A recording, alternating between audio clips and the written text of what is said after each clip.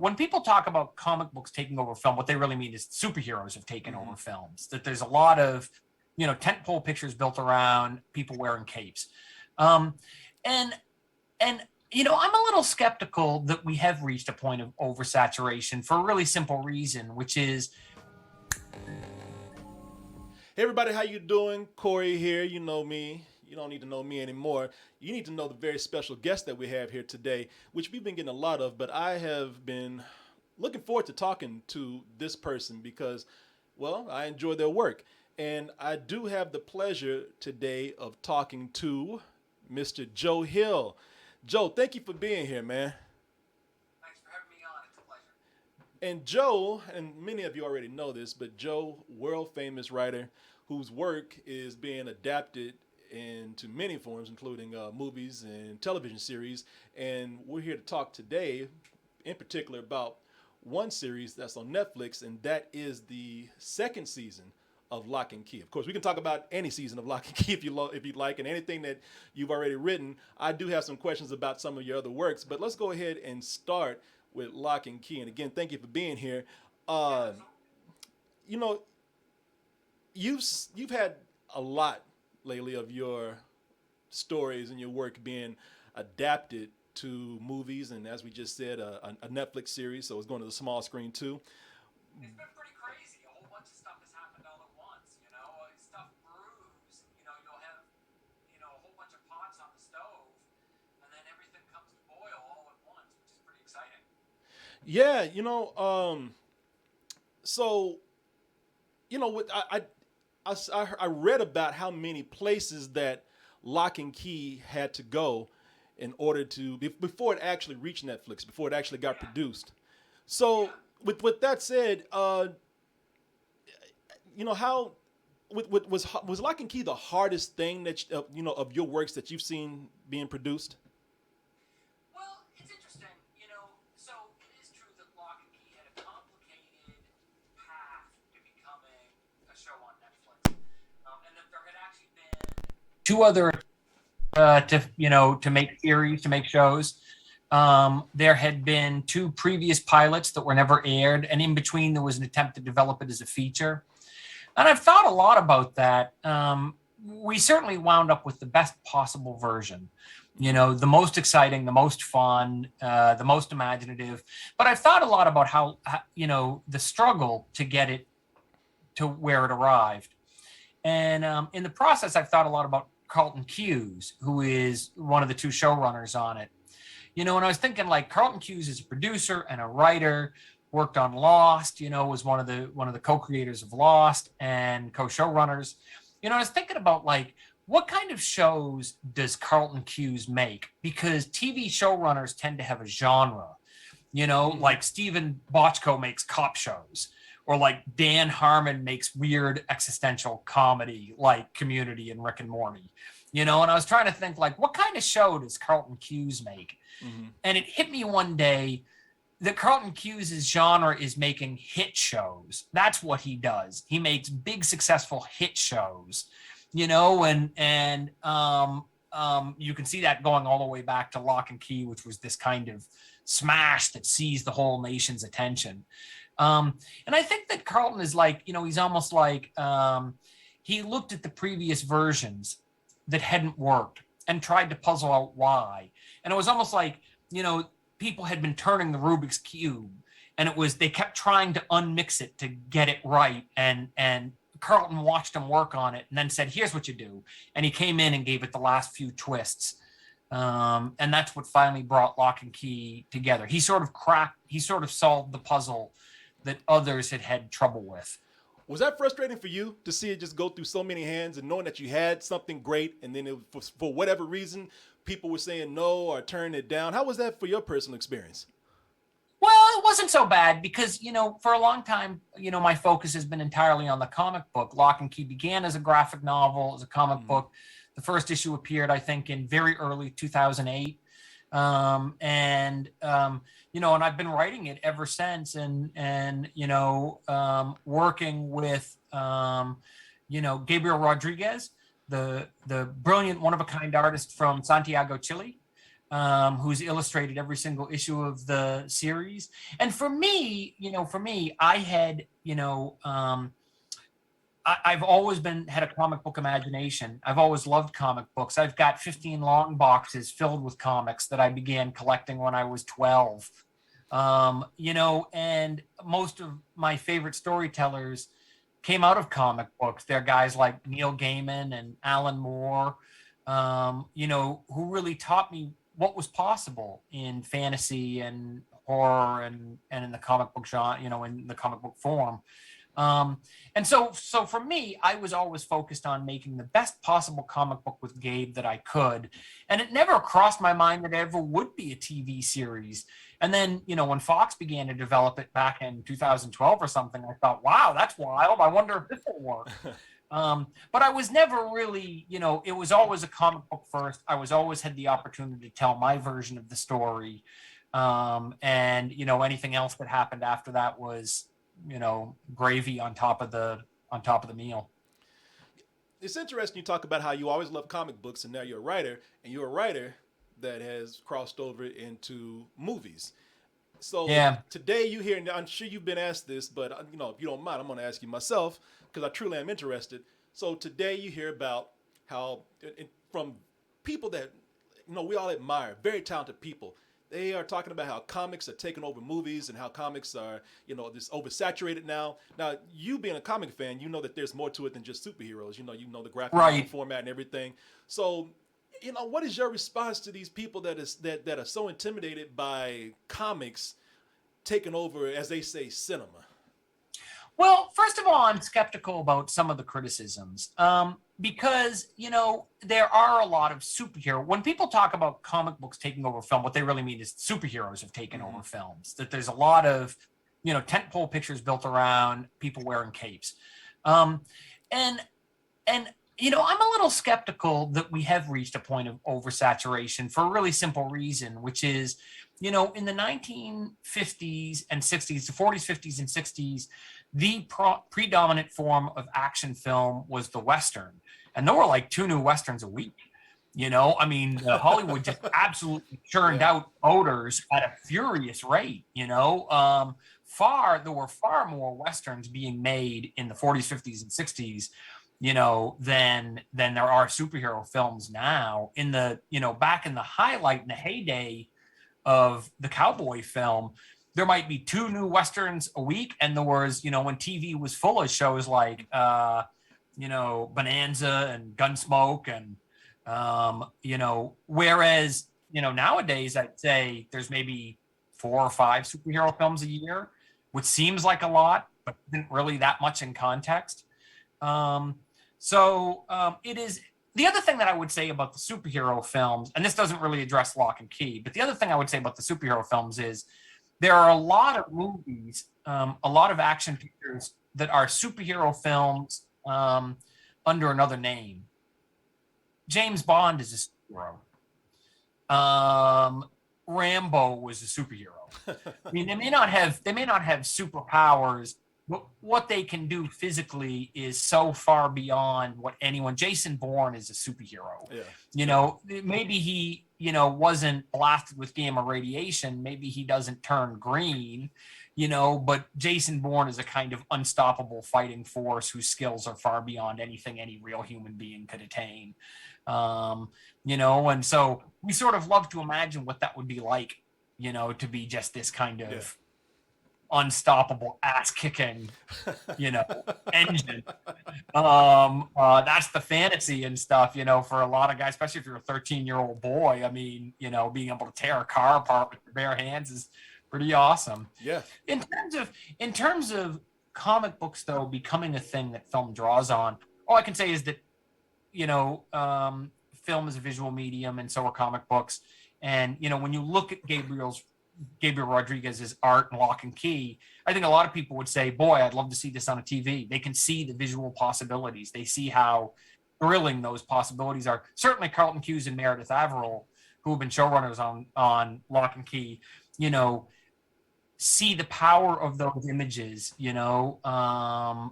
see the beauty in Gabe's designs for the house, for the keys, for the doors. And who doesn't want to put that on a TV? I'll tell you something which sort of explains why Locke and Key was on TV. Um, uh, Gabriel and I went to San Diego Comic-Con in about 2010. The comic had only been going for 2 years, and there was no TV show yet. Yeah. And up until that Comic-Con, it was all just goofing off. It was just a bunch of guys making a comic book, having a silly time. And then a guy came up to get his comic book signed, and he had the Ghost Key tattooed on the inside of his right forearm. And at that moment, I thought, we're screwed. We're in trouble now, because no one gets something from your comic book tattooed on their body unless they really care, unless it's really powerful and it's really affected them emotionally. And at that point, you owe it to them to deliver the best possible story, to not let them down, to not make them feel bad that they did this to themselves. It matters to them, and in some way you were responsible to deliver your best, but the imagery was very powerful, so powerful people wanted it right on their skin. And if people put it on their skin, of course they'll want to put it on TV. You know what? That's interesting that you say that, because, and I don't know how much time I have left, but I do want to ask this question right here. Now, I was introduced to you through your comic, Locke and Key, your and Gabriel's comic. Actually, somebody that you're working with, C. Robert Cargill, was the one that gave me that. And, I love Cargill. Oh yeah, he's a pretty good writer himself. Him and Scott Derrickson just wrote a really good movie. Yeah, the Black Phone for you. The Black Phone, yeah, based on your story. in February. Yeah, I'm so proud of the work they did. It's such a great movie, and I can't wait for people to see it. It's terrific. I just saw the trailer, and I can't wait to look to watch the movie either, man. I'm very excited for that. And it's very cool that he gave me Locke and Key a long time ago, and that's how I was introduced to you. Now, I've read other works of yours since then, but being a fan of the graphic novel before having seen it come to Netflix, I already saw changes in the show. Yeah. And I went online to see, because just as you said, people are very close to this. You created something special. And when that happens, people, even though it's special and it seems like a gift to people, they take it and they own it, is what they think. They take ownership. So now all these people are talking about, man, this ain't dark enough. It doesn't have the horror element of the graphic novel. Man, it's been turned into a young adult. This is some YA bullshit right here. So, and I'm not speaking for everybody. Everybody loves this, of course, more often than not. But, do you have a hand in those changes? Do they just make those? You hand it off and that is it? And how do you feel about those changes when you hand it off? Do you feel a sense of dread, or do you just accept that, okay, this is a different format, the original will always be here? Yeah, I mean, I love the show. I look at the show and the comic as being a little bit like fraternal twins. They're not the same person. They look a lot alike. They have a lot of the same way of looking. They sort of walk alike and talk alike and have, similar viewpoint on the world, but they are ultimately different creatures. And I feel like the comic book and the TV show are, to a degree, in conversation with one another. It's funny because the TV show has drawn so much from the comic, so many of the characters, so many of the ideas, but the comic book has drawn stuff from the TV show. We introduced a key in season 1 called the matchstick key, which, can set anything on fire at a touch. And I love that key. And I thought, I've got to get that in the comic. So we stuck it in the latest run of the comic, in the Golden Age series. I do think that the demands of a comic book and the demands of a TV show are different. And, Gabe and I told our version of the story on the page. And it's pretty much straight horror. It is the comic book is much more aligned to the horror genre than maybe the show is. I would say the mix is, but then the comic always had this element of young adult fantasy. It was always a little bit like, R-rated Harry Potter. I used to joke that the comic was Horror Potter, and And I think the show has kept much of the same spirit, but I would say that if the comic was 60% horror and 40%, you know, young adult fantasy, the the TV show has inverted that so that it's 60% young adult fantasy and 40% horror. And I think that that seems to be the right chemical mix for a TV show, especially with this particular Yeah. material, especially considering so many of the protagonists are young protagonists. That is, that is the right approach for this format. You know, you just mentioned horror Potter, Potter, Horror Potter, horror Potter. yeah, You really need to make that catch on, man. Because that could be a whole different category right there. You got some great marketing there. But speaking of Harry Potter, Daniel Radcliffe, Harry Potter himself was in one of your stories that was adapted to Horns. the Horns. Yeah, you had Horns. Speaking of other things that have been adapted, you had Nosferatu. You know, I was spelled out Yes. like a license plate or something. You know, and so now I don't want to, because I know everybody's going to bring this up. I'm not going to make your dad a big thing about this, but everybody knows Yeah. that your dad is Stephen King. But your dad has had decades upon decades of his works adapted to some format or another, anywhere from movies True. to comics to television. And your father is not shy at all about coming out and saying, I don't like that. You know, Yeah, yeah. and so with you now seeing a lot of your works being adapted, how has your experience been with Hollywood or with studios taking your work and making it for some other format? Well, I'm, you know, I've had a couple TV shows and a couple films. It's been tremendously exciting, and I feel like I've been amazingly lucky. I mean, that's like a fraction Mm-hmm. of what of my dad's cinematic output, the Stephen King cinematic universe. I'm not very jaded about it.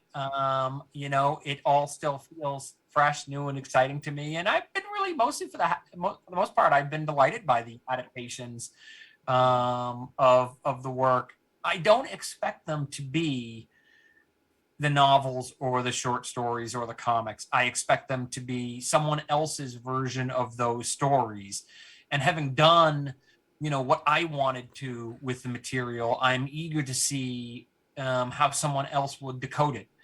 There were elements that Jamie O'Brien discovered in NOS 4A2, Nosferatu, the TV show. It was a TV show on AMC starring Ashley Cummings, Jakara Smith, and Zachary Quinto. Ashley Romans, so great in Why Last Man right now. She was in it, and I love that show. I think it was very faithful in spirit to the novel, that everything that was good is in the novel is in the TV show. But it also has concerns that Jamie O'Brien was able to tap into about work class life, about, difficult relationships, a young woman's difficult relationship with her parents, that only she could have brought to the material.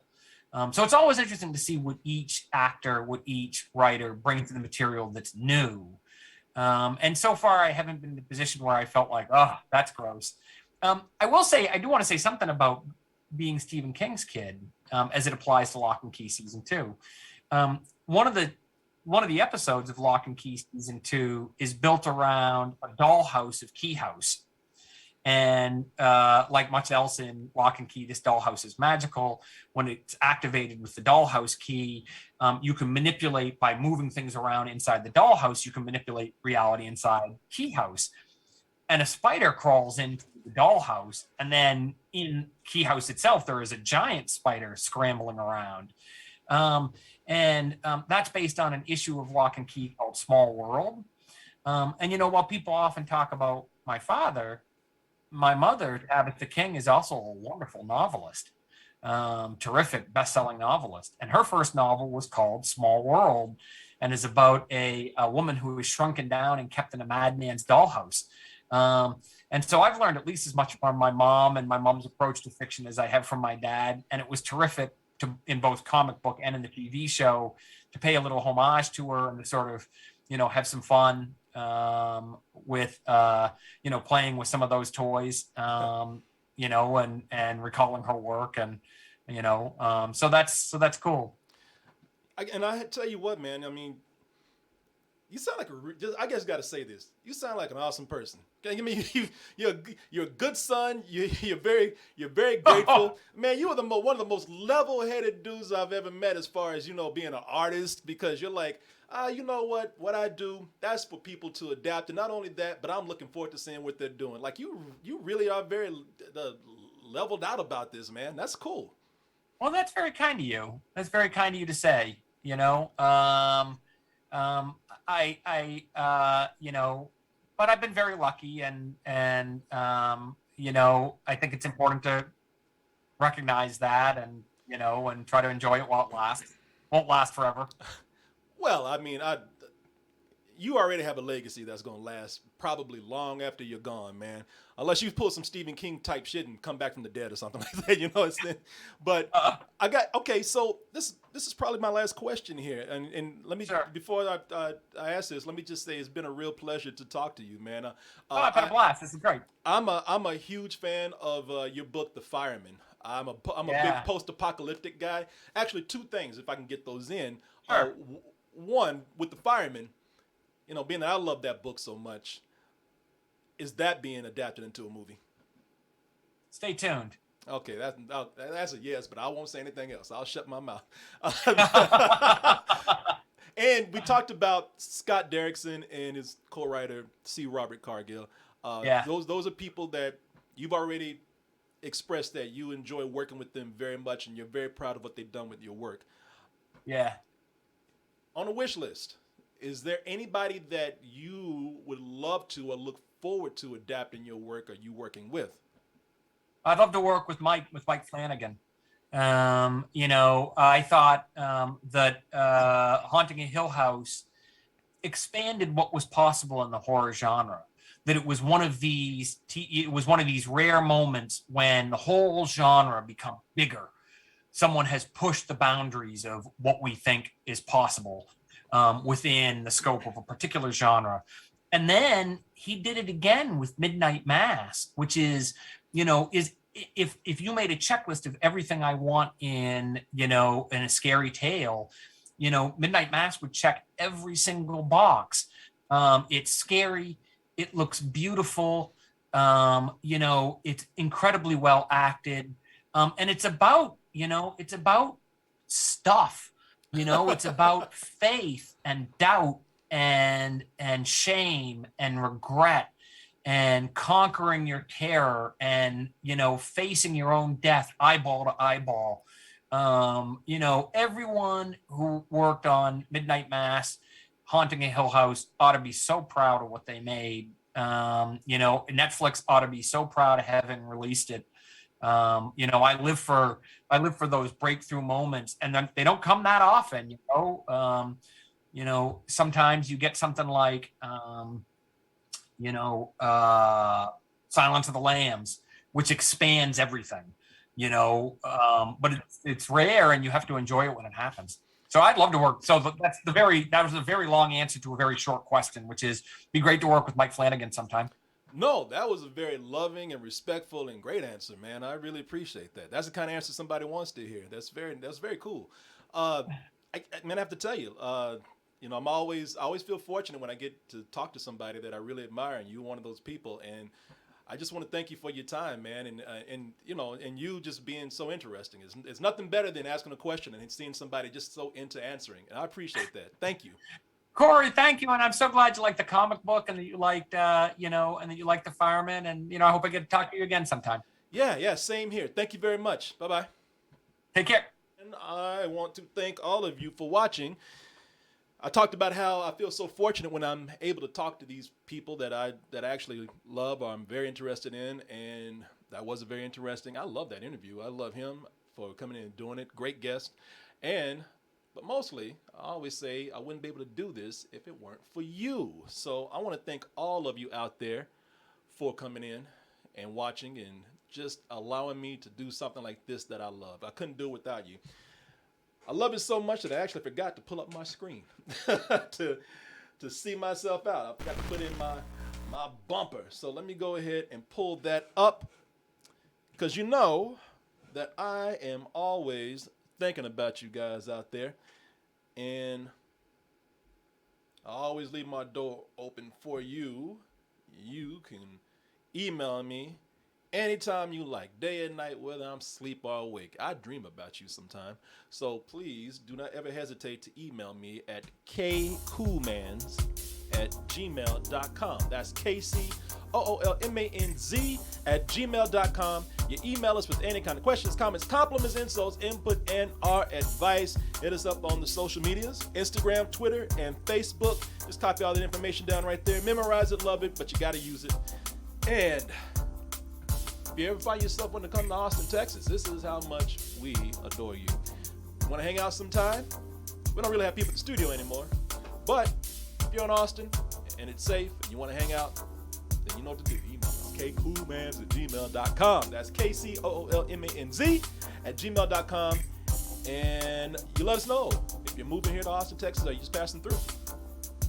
And if it's all right, it's safe, it's okay, and we approve, then we will try to hang out with you.